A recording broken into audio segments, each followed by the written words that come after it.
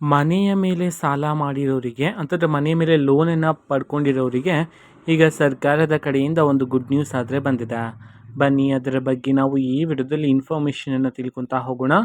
So ಒಂದು good news ಅನ್ನೋದಕ್ಕಿಂತ ಎರಡು ಮುಖ್ಯವಾದ ಮಾಹಿತಿ ಬಂದಿದೆ ಅಂತಲೂ ಸಹ ಹೇಳ್ಬೋದಾಗಿರುತ್ತೆ.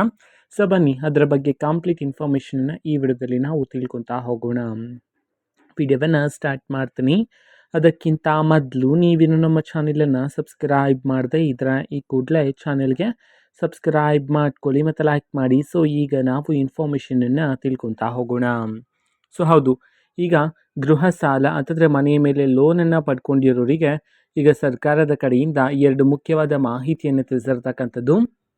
ಸೊ ಮೊದಲನೇ ಮಾಹಿತಿ ಏನು ಅಂತಂದರೆ, ನೀವು ಮನೆ ಮೇಲೆ ಸಾಲವನ್ನು ಪಡೆದಿದೆ, ಪ್ರತಿ ತಿಂಗಳು EMI ಮುಖಾಂತರ ಸಾಲವನ್ನು ಪಾವತಿ ಮಾಡ್ತಿರ್ತೀರಾ.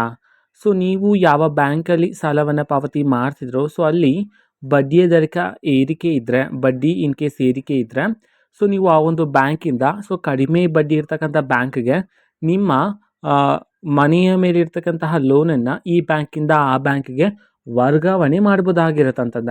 ಇದು ತುಂಬ ಮುಖ್ಯವಾಗಿರ್ತಕ್ಕಂಥ ಮಾಹಿತಿ ಆಗಿರುತ್ತೆ. ಎರಡನೇ ಮಾಹಿತಿ ಏನಂತಂದರೆ, ಪ್ರೀ ಪೇಮೆಂಟ್ ಮುಖಾಂತರನೂ ಸಹ ನೀವು ನಿಮ್ಮ EMIನ ಕಡಿಮೆ ಮಾಡ್ಕೋಬೋದಾಗಿರುತ್ತೆ. ಈ ಎರಡು ಮಹತ್ವದ ಮಾಹಿತಿಗಳನ್ನು ಈಗ ಗೃಹ ಸಾಲ ಮಾಡಿರೋರಿಗೆ ಸರ್ಕಾರದ ಕಡೆಯಿಂದ ತಿಳಿಸಿರ್ತಕ್ಕಂಥದ್ದು.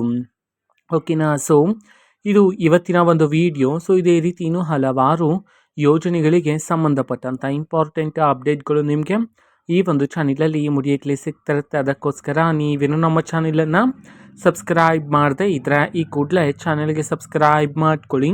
ಸಬ್ಸ್ಕ್ರೈಬ್ ಮಾಡೋದ್ರ ಮುಖಾಂತರ ನಾನು ಯಾವುದೇ ವಿಡಿಯೋ ಹಾಕಿದ ತಕ್ಷಣ ನಿಮಗೆ ನೋಟಿಫಿಕೇಷನ್ ಸಿಗುತ್ತೆ.